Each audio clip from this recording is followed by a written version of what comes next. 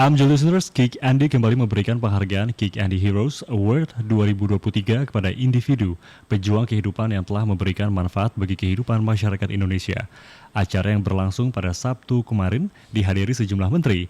Para pejabat tinggi negara tersebut membacakan nominasi dan penghargaan kepada para nominasi yang terpilih. Dan MJ listeners, untuk mengetahui lebih lanjut tentang Kick Andy Heroes. Ya, ini di ruang dengar kita saat ini sudah hadir Bang Andi F. Noya, ada ya sebagai host Kick Andy. Tuan rumahnya Kick Andy. Iya, tuan rumahnya. Selamat siang Bang Andi. Halo, di studio ada Lia dan Fauzi. Ya. Udah tahu aku bisa lihat. Bisa kelihatan Bang Andi ya. Halo Bang. Kelihatan ada CCTV di mana-mana. Oh gitu ya, gimana Aduh, Bang? takutnya diawasi sama Bang Andi. Sehat Bang? Sehat walafiat dan selalu semangat. Iya betul harus. Bang Andi, ini Award Kick Heroes yang ke-17. Apa sih yang spesial dari Kick Andy Heroes tahun ini? Yang spesial adalah kalau tahun-tahun lalu kami memberikan penghargaan kepada 7 penerima penghargaan Kick Andy Award. Tahun ini ditambah 10 penerima penghargaan yang kami namakan penabur harapan. Wah. Jadi total ada 17. Ada 17. Sesuai umurnya. Sesuai dengan umurnya. Ini karena sesuai umur jadi tahun depan nambah lagi atau bagaimana nih? Enggak. Karena 17 tahun kan selalu dianggap tahun yang istimewa. Betul. Bagi mereka yang berumur 17 tahun ya. Jadi dewasa. Sweet 17, That's right. akil balik ya, menginjak remaja, dari remaja menginjak dewasa lah. Jadi ini spesial aja 17 tahun. Tapi kalau dimungkinkan misalnya satu hari kelak kita bikin perayaan berikutnya di momentum-momentum umur tertentu bisa jadi. Karena banyak pahlawan di sekitar kita yang memang belum mendapatkan panggungnya. Exactly, banyak Begitu banget ya sih. Bang ya ternyata Banyak hero. banget, Jadi hero itu nggak banyak. mesti harus yang pergi berperang ya Bang Andi. Tapi orang-orang yang, tadi ini menarik ya, ada penerima award penabur harapan. Ini apa sih sebenarnya yang membuat mereka layak menerima penghargaan ini? Iya, karena dari pengalaman tahun ke tahun ya, ini kan usia sudah 17 tahun, sebenarnya penghargaan ini baru 15 tahun yang lalu. 2 tahun setelah Kick Andy lahir, kami menyadari pentingnya memberikan penghargaan kepada, kami menyebutnya pahlawan-pahlawan yang bekerja dalam sunyi, ya, yang selama ini bekerja tanpa pamrih. Nah, kali ini penabur harapan itu kami melihat para juri dan tim Kick Andy ya, kami melihat selama tahun-tahun pemilihan ini, banyak yang sebenarnya layak juga untuk mendapatkan penghargaan, tetapi karena jatahnya 7, ya 7 itu karena dipilih dari waktu itu ya pembagiannya dalam bidang-bidang, kemudian ditambah lagi dengan special award ya bagi mereka yang dianggap sudah punya prestasi yang di atas rata-rata, dan anak muda yang apa yang mereka lakukan belum sebenarnya sehebat tanda kutip ya, sehebat senior-senior mereka, tapi ini sudah sesuatu yang kami catat sebagai perbuatan baik, berdampak yang perlu dihargai karena usia mereka yang relatif masih muda, maka ada kriteria atau kategori young heroes atau anak-anak muda yang menjadi pahlawan. Jadi 7. Nah, tapi tahun ini kami melihat mereka yang tidak terpilih karena jatah 7 tadi, itu boleh juga di usia Kick Andy yang 17 tahun ini naik ke atas panggung sebagai penghargaan melengkapi 7 lainnya. Jadi ada 10 hingga 17. Jadi pada dasarnya mereka ini juga pahlawan-pahlawan yang perlu mendapatkan apresiasi dari kita semua. Itu alasannya. Nah, Bang Andi, buat yang belum tahu nih Bang, dari ke-17 penerima yang nantinya akan mendapatkan award, itu kalau bisa Bang Andi sampaikan ya, profilnya seperti apa ya? Apa saja sih Bang? Apa kontribusi terbesar yang mereka lakukan gitu ya? Kalau kita bicara soal aksi sosial atau aksi-aksi baik lainnya. Iya. Jadi kalau kita lihat yang kami ukur sebenarnya lamanya mereka melakukan aktivitas sosial mereka ya. Kemudian tingkat kesulitannya. Jadi kalau mereka melakukan di Jawa dengan mereka melakukannya di Papua di gunung-gunung, itu tentu beda ya tingkat kesulitannya. Kemudian dampaknya. Kalau dampaknya itu mungkin bagi 10 orang dibandingkan dengan 1.000 orang, itu juga menjadi ukuran kami ya. Dan konsistensi dia. Konsistensi itu dia nggak pernah berhenti, dia terus melakukannya walaupun tidak mendapat apresiasi atau belum mendapatkan apresiasi, mereka terus menjalankannya. Dan yang menarik, maaf ya, di antara 10 itu ada satu kategori yang kami masukkan juga, penyandang disabilitas. Maaf, selain 10 yang penabur harapan, tahun ini kami, dan ini akan berlangsung tahun depan juga, memberikan penghargaan khusus kepada teman-teman saudara kita penyandang disabilitas yang sudah melakukan kegiatan-kegiatan yang berdampak sosial ekonomi bagi masyarakat. Kalau dulu kan masih acak nih, kadang mereka dapat, kadang mereka tidak dapat. Tapi sekarang mulai tahun ini ke depan kami akan dengan sengaja by design akan memilih satu di antara 7 penerima award itu adalah penyandang disabilitas. Kali ini, belum boleh disampaikan ya. Belum boleh ya? Karena belum ditayangin. Itu tayangnya kapan tuh Bang? Nyaris keperucut. Mumpung masih di ini, kapan itu ditayangkan? Nah itu. Ditayangkan minggu ini, jadi bagi teman-teman yang penasaran bisa nonton di hari Minggu ini ya, di acara Kick Candy yang reguler ditayangkan, itu jam 9:05. Ya, malam hari. Tanggal 19 ya Bang? Betul. Nah Bang, selain tadi jumlah penerima award yang tahun ini bertambah dari 7 jadi 17 gitu ya, nambah 10. Formasi dari penjurian kali ini juga menarik Bang, karena kita lihat ada nama Cinta Laura Kiel yang jadi salah satu jurinya. Apa alasan pemilihan atau penunjukan Cinta Laura Bang jadi juri di award kali ini? Iya, pesan apa sih yang mau disampaikan gitu? Ada Cinta Laura. Iya, memang tahun ini agak berbeda ya. Kalau tahun-tahun yang lalu, yang dominan itu juri-jurinya adalah mereka yang sudah senior ya. Biasanya ya ada Renal Ghazali, ada Imam Prasojo, ada Sri Mumpuni, Yeni Wahid, dan nama-nama besar lainnya yang relatif sudah senior. Kemudian belakangan tahun-tahun terakhir kami mulai memikirkan bagaimana memasukkan juri anak-anak muda supaya mereka juga mewakili pandangan anak-anak muda. Maka masuklah Al-Fatih Timur atau Timi ya, founders dari kitabisa.com. Nah, kami masukkan udah beberapa waktu yang lalu. Nah, kemudian muncul pemikiran baru lagi nih. Bagaimana kalau sesekali di usia 17 ini yang dominan itu anak mudanya. Karena biasanya jurinya kan 3. Akhirnya Renal Ghazali, Timi tetap mewakili anak muda, kemudian kami masukkan sebagai juri Cinta Laura. Kenapa Cinta Laura?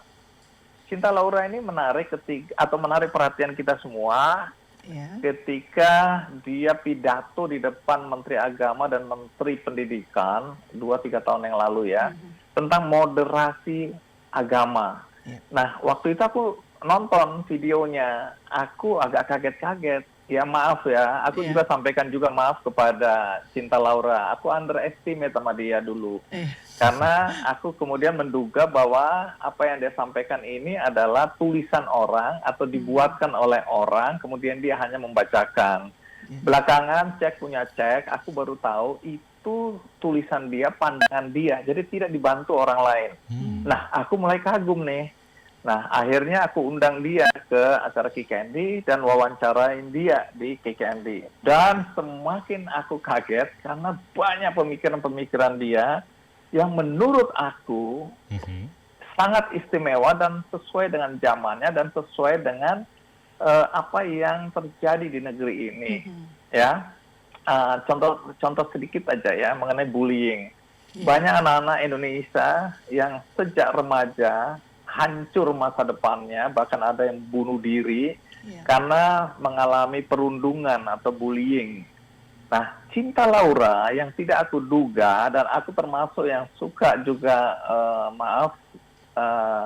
apa ya, ngeledek ya kalau ngomong. Naik ojek becek-becek gitu kan. Nah ternyata apa yang terjadi dalam hidupnya itu menurut aku dahsyat, karena pada saat dia yang naik ojek becek-becek itu dia umur 12 tahun dan dia merasa dibully, dia hancur gitu loh, hatinya hancur. Dia merasa apa dosaku dengan omonganku seperti ini, karena bapaknya kan orang Jerman ya. Jadi Aku kan becek. ngomongnya juga seperti itu dan dia dibully di mana-mana. Dia bilang aku sebagai anak umur 12 tahun, anak kecil dibully seperti itu oleh seluruh netizen, seluruh masyarakat. Itu nggak terlalu berat bebannya sehingga dia hancur hari itu. Tapi ya itulah cerita dia, bagaimana dia berusaha bangkit, menunjukkan bahwa kalian boleh bully aku akan keluar negeri, aku akan ambil double degree di dua universitas Columbia dan yang bagus-bagus, untuk menunjukkan bahwa aku tidak layak untuk dilecehkan. Nah kemudian pandangan dia tentang bagaimana anak-anak muda yang pamer kekayaan di media sosial dan kemudian menyampaikan ucapan-ucapan yang tidak pantas hanya untuk mengejar rating. Dia bilang biar orang yang nonton aku cuma 100-200 orang aja, tapi aku ingin menyampaikan sesuatu yang lebih baik untuk bangsa ini. Jadi bukan mengejar rating, bukan dengan segala cara yang dihalalkan.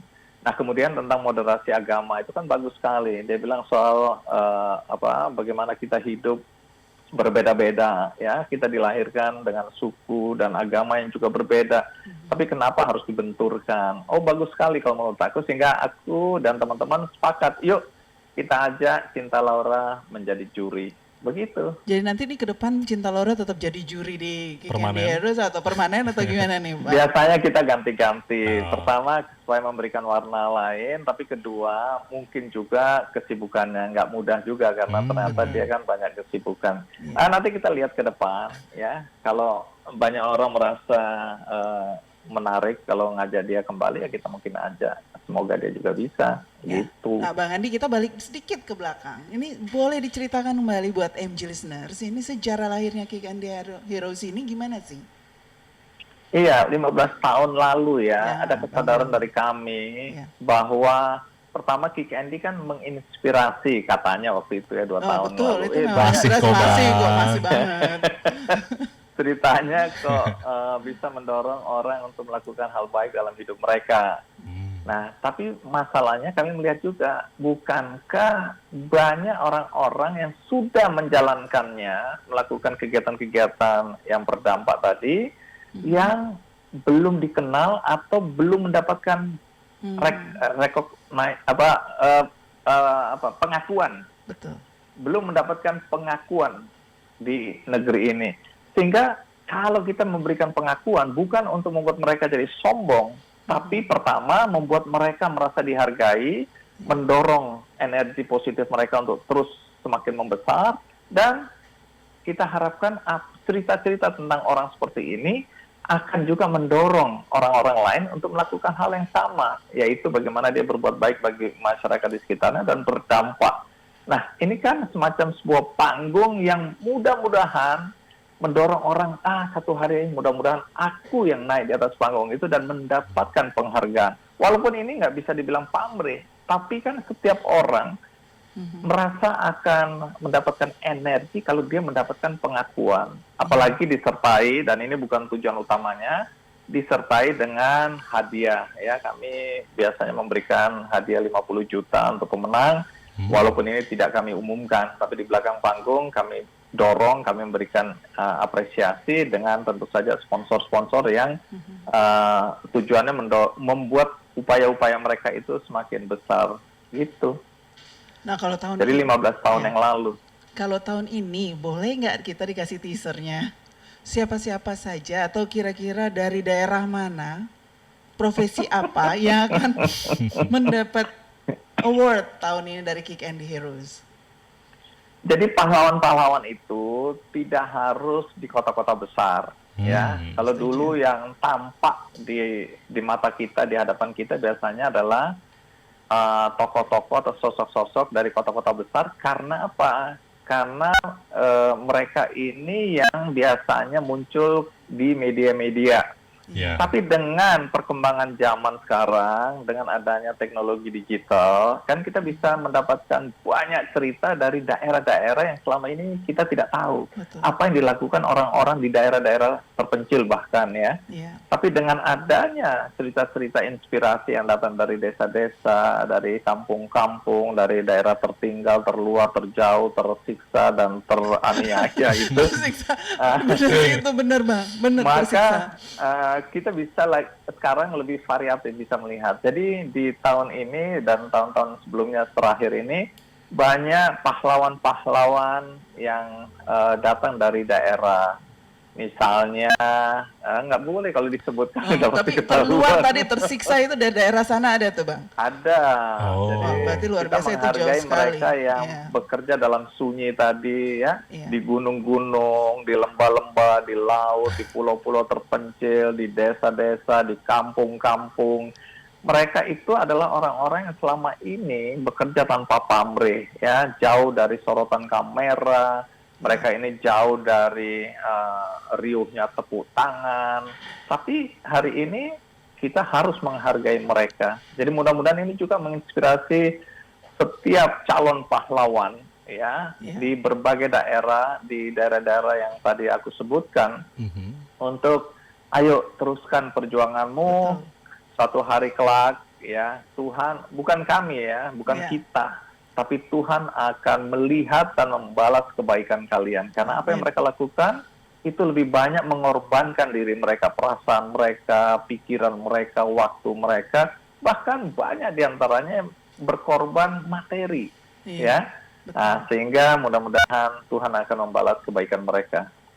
Nah, artinya Bang Andi tadi kan sudah disampaikan ya, beberapa figur penerima award ini berasal dari daerah-daerah terluar atau jauh dari ibu kota, kemudian mereka tuh belum punya exposure yang banyak gitu dibandingkan tokoh-tokoh inspiratif di ibu kota. Ini apakah artinya tim Kick Andy secara periodik gitu ya Bang, secara bertahap gitu, melakukan riset gitu, mencari sosok-sosok kandidat paling inspiratif di tiap-tiap desa, dan ini prosesnya gimana Bang? Iya, kalau dulu ya awal-awal kami itu lebih mengandalkan dari media-media mainstream ya yang ada. Kemudian yang kedua, kami mengandalkan sosok-sosok tamu-tamu yang pernah jadi narasumber Kick Andy. Tapi belakangan ini setelah Kick Andy usianya udah semakin matang, kalau nggak dibilang udah tua, itu banyak sekali justru usulan datang dari macam-macam orang, dari masyarakat. Mereka udah tahu bahwa di Kick Andy ini banyak cerita-cerita inspiratif mengenai pahlawan-pahlawan yang bekerja dalam sunyi tadi. Sehingga ada yang mengusulkan saudaranya, mengusulkan temannya, atau pernah melihat orang seperti itu di desanya, atau ada yang tahu dari temannya, atau ada yang mengalami bantuan itu sendiri, yang kemudian mengusulkan ke Kick Andy untuk atau agar orang-orang tersebut bisa menjadi tamu Kick Andy dan menceritakan kisah-kisah inspiratif mereka. Nah, dari situ kami mendapatkan banyak sekali kandidat-kandidat yang sangat layak. Nah, kalau dulu aturannya kita dulukan atau kita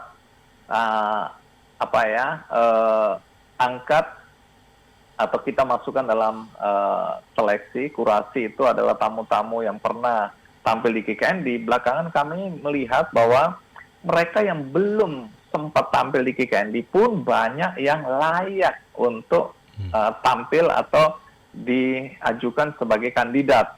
Karena itu di beberapa tahun terakhir ada juga beberapa kandidat yang masuk dalam kurasi kami, kemudian dinilai oleh para juri, dan ada yang bahkan menang yang belum pernah tampil di Kick Andy.